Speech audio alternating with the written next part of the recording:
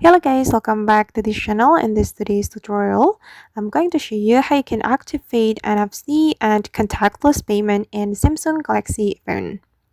Okay, let's get into it guys. First thing first, we need to open our setting and then we have to go to the connection setting.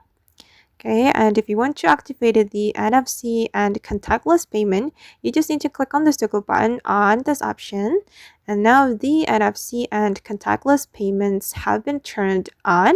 And you can also go to your quick setting panel to activate the NFC and contactless payment.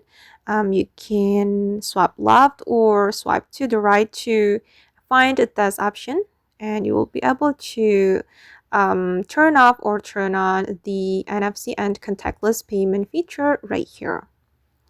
Alright guys, and that's all the way to activate the NFC and contactless payment in Samsung Galaxy phone. I hope this tutorial will be useful for you. Thank you so much for watching. And if you found this tutorial useful, don't forget to hit the like button, leave your comments, and also subscribe to this channel. See you in the next video.